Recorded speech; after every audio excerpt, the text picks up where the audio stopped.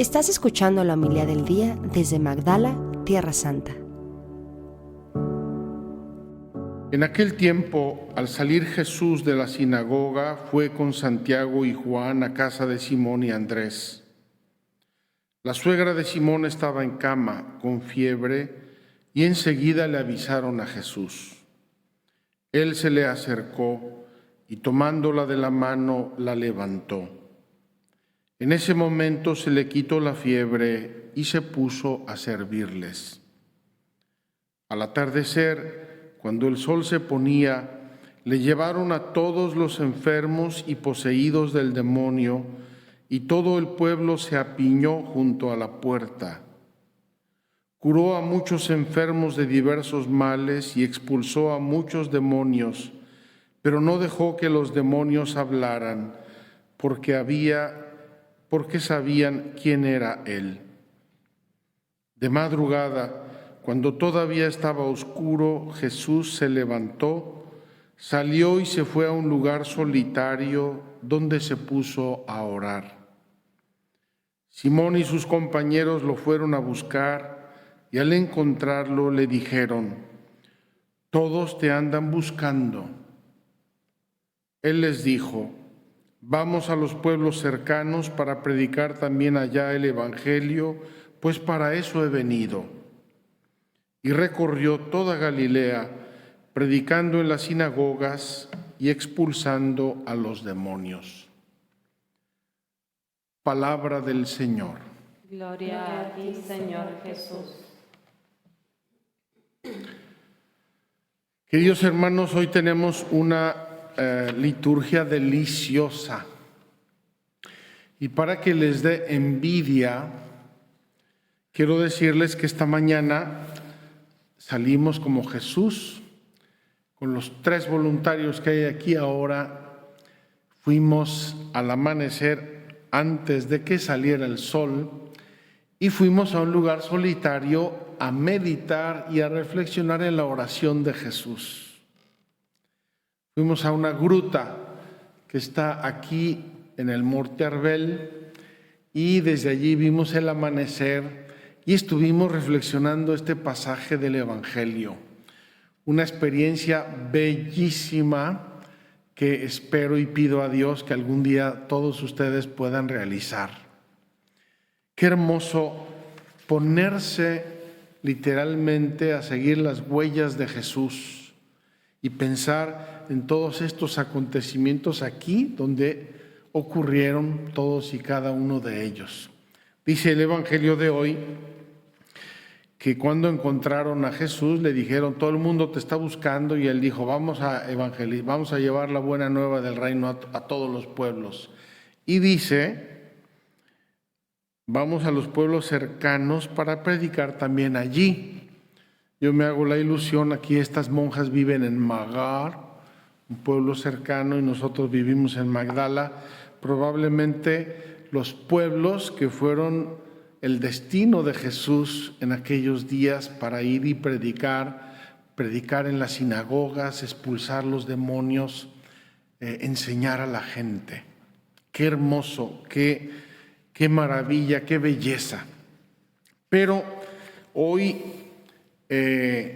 la liturgia es como círculos concéntricos, y yo quisiera contemplarlos al menos brevemente porque son bellísimos, como tirar una piedra en un estanque tranquilo como espejo y ver cómo se hacen los círculos concéntricos.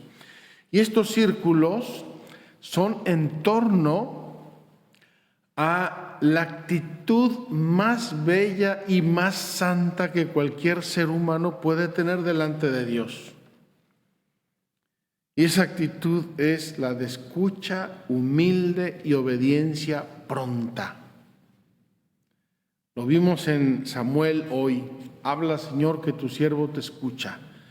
Lo vimos en Elí, ya medio viejito, dice que se le dormían los ojos, medio viejito Elí, pero sabía identificar la acción y la voz de Dios. Lo vemos en los apóstoles y lo vemos en Jesús. Pero sobre todo, hoy increíblemente lo vemos en el Salmo. Recuerden que los salmos son oraciones que el mismo Dios inspiró, es decir, modos que Dios nos regaló para comunicarnos con Él. Él nos enseña las palabras, Él nos enseña las expresiones y los gestos. Y el salmo de hoy es importantísimo en la Sagrada Escritura. Aquí estoy, Señor, para hacer tu voluntad. La carta a los Hebreos, cuando va a explicarnos la misión del Verbo eterno de Dios al venir al mundo y encarnarse, va a citar este salmo. Tú no quieres sacrificios ni ofrendas, pero en cambio mis oídos, abriste en cambio mis oídos a tu voz. No exigiste holocaustos por la culpa, así que dije, aquí estoy, Señor, para hacer tu voluntad. Fíjense qué hermoso. San Ignacio de Loyola nos lo presenta en unos términos muy interesantes y muy de su tiempo. Dice que la Santísima Trinidad estaba haciendo concilio. ¿Cómo vamos a salvar a estos hombres empecatados? Míralos cómo están allá abajo haciéndose garras. Y entonces deliberan el Padre, el Hijo y el Espíritu Santo y se ponen de acuerdo. Y el Hijo, el Verbo eterno de Dios, dice, yo voy a ir en nombre nuestro, voy a salvarlos. El Padre le da un like y el Espíritu Santo le da un corazoncito. Y dice, cuando entró en este mundo, dijo, he aquí, oh Padre, que vengo a hacer tu voluntad. Todo el Salmo de hoy nos está recordando esa obediencia de Dios y nos la está enseñando. ¿Quieres obedecer a Dios? Reflexiona este Salmo. No quiere sacrificios ni ofrendas, no quiere que te rasgues las vestiduras, que hagas unos ayunos increíbles. Quiere, en primer lugar, que hagas la santísima voluntad de Dios. Ese es el sacrificio más agradable a Dios, el más santo, el más perfecto. Los demás son plantitas que le ponemos de follaje al ramo de flores. Pero lo importante es la obediencia a Dios. ¿Qué pasaría si yo hago sacrificios, cojo piedras, me saco sangre, me corto las venas y no obedezco a Dios? Inútil, frustrado completamente. Pero si yo obedezco siempre a Dios, miren, estoy diciendo una cosa muy seria y un sacrificio muy grande, obedecer siempre a Dios, obedecer nuestra conciencia, tener presente los mandamientos de Dios y seguirlos. Bien, hoy la liturgia de la primera lectura, esta la tendríamos que poner en todos los seminarios del mundo, en todas las casas religiosas, también a las monjas, a las consagradas. Es la llamada vocacional por excelencia. Bellísima esta llamada de este niño Samuel. No sabemos qué edad tenía, pero era un jovencito, un adolescente probablemente. ¿Dónde vivía? Vivía con el sacerdote Elí en el santuario del templo. ¿Dónde es este santuario? No lo saben ustedes. Es una colina que está muy cerca de Jerusalén, donde estuvo el Arca de la Alianza mucho tiempo. Y de allí la va a tomar David, el rey David, ungido por Samuel, va a tomar el Arca de la Alianza y la va a llevar a Jerusalén y le va a dar instrucciones a su hijo Salomón para que construya el templo. Y entonces Dios ya no viva en una tienda, sino que viva en un santuario como Dios manda. Fíjense dónde estamos, año 1050 antes de Cristo. Samuel, el profeta que va a ungir los primeros dos reyes de Israel, Saúl y David, y con él se está formando este jovencillo Samuel. Con Elí se está formando Samuel. Dice que vivía con él, imagino una especie de monaguillo de aquel tiempo, limpiaba las velas, preparaba el vino y el pan que se ofrecían delante del arca de la alianza, barría, etcétera. Seguía las órdenes de Elí. Un joven bueno, sus padres eran maravillosos, Elcaná y Ana, ejemplares, observantes, temerosos de Dios, y él, un jovencillo maravilloso, precioso, piadoso. Pero todavía no llega a esa edad en que uno reconoce la voz de Dios, las llamadas de Dios. Entonces, aunque Dios le llama 3 veces, él se va corriendo a Elí.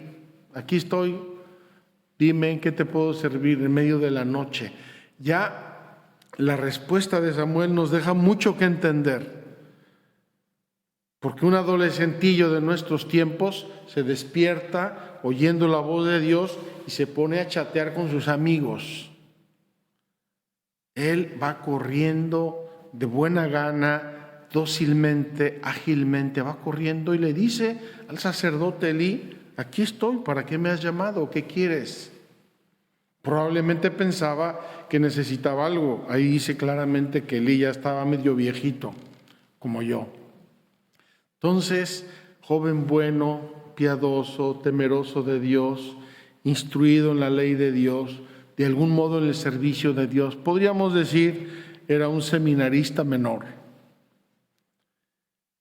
Pero crece el seminarista y sus educadores, sus formadores, le enseñan a escuchar la voz de Dios. Si vuelves a escuchar esa voz, di: habla, Señor, que tu siervo te escucha. Así lo hace Samuel y dice al final, la lectura de hoy preciosa, dice: Samuel creció y el Señor estaba con él. ¡Oh, qué maravilla! Hermana, ¿no quieres que el Señor esté contigo en todos tus apostolados? ¿No quieres que el Señor esté contigo y que todo el mundo vea que Dios te bendice? Carla, ¿no quieres que el Señor esté contigo y que todo el mundo vea eso? Y yo, claro que quiero que el Señor esté conmigo y que todo el mundo vea que el Señor está conmigo. Samuel creció y el Señor estaba con él. Y todo lo que el Señor le decía se cumplía. ¿Por qué? Porque Samuel obedecía. No estamos hablando de una marioneta que Dios mueve a su antojo y la marioneta está pasivamente obedeciendo. Samuel, con plena libertad y deliberación, obedece a Dios. Todo Israel, desde la ciudad de Dan, la última ciudad en el norte, hasta la de Berseba, en el sur de aquel tiempo de Israel, supo que Samuel estaba acreditado como profeta del Señor. Esto del acreditado me hace pensar en la prensa, ¿verdad? Cuando uno llega a un gran evento, prensa acreditada, son los que llegan con su licencia o con su cartelito y dicen: yo puedo pasar. Imagínense lo que debió ser acreditado como profeta del Señor. Un hombre de Dios, un hombre de Dios. De hecho, vamos a ver, estamos apenas iniciando el libro de Samuel, vamos a ver las grandes cosas que Dios le va a pedir a Samuel y Samuel dócilmente las va a hacer siempre. Queridos hermanos, ese modelo del Antiguo Testamento, precioso, maravilloso, va preparando como un esquema, como un diseño en blanco y negro, va preparando la imagen del Mesías, acreditadísimo por el Señor, ungido por el Espíritu Santo. Entonces, Samuel es como una sombra de lo que va a ser Cristo y aquí lo vemos. Jesús predicando, sanando, acompañando a la gente, orando, haciendo todas esas cosas, acreditado por Dios como Mesías. Quiero subrayar 3 breves cosas del Evangelio. Aquí ya me están viendo el reloj. La primera, Jesús, cuando llega a la casa de Pedro, dice, inmediatamente le avisaron que la suegra estaba enferma. Fíjense qué interesante. Podía haber llegado Jesús y todo el mundo decir, a ver qué va a hacer el maestro. No, entraba de un modo familiar. Entra el maestro, oye, mira, mi suegra está enferma, pobrecita, va a Jesús y la cura. Y dice, graciosamente el Evangelio, se levantó y se puso a servirles. Luego dice que llegaron cantidad de enfermos. Me acuerdo una vez un predicador graciosamente decía, salió a lo mejor Pedro, que era un poco mandón, y dijo, a ver, paralíticos, aquí una fila, ciegos, aquí, sordos, aquí, endemoniados, de este lado. Había un mundo de gente y todo el mundo llevaba a sus enfermos porque los curaba. Tercero, y yo quisiera concluir con esto, de madrugada, cuando todavía estaba muy oscuro, Jesús se levantó, salió y se fue a un lugar solitario donde se puso a orar. Queridos hermanos, Jesús nos enseña que para hacer el bien y para obedecer a Dios siempre hay que cargar las baterías. Hay que cargar las baterías. Si no cargo las baterías, todo ese figurón se puede ir desfigurando y acabar en un triste fuego de artificio. Precioso, la luz, tal, ¿y qué queda? Un poco de papel en el suelo. Tenemos que recargar las baterías, y las baterías de un hombre de Dios, de una mujer de Dios, de una familia de Dios, de una institución de Dios, se recargan en la oración. Qué maravilla querer con toda nuestra alma obedecer a Dios, saber que Dios nos va a hablar, que Dios nos va a guiar, y agradecerle a Dios porque Él nos da la gracia si se la pedimos humildemente en la oración. Que así sea. Muchas gracias por escucharnos. Si quieres conocer más acerca de Magdala, síguenos en YouTube y Facebook.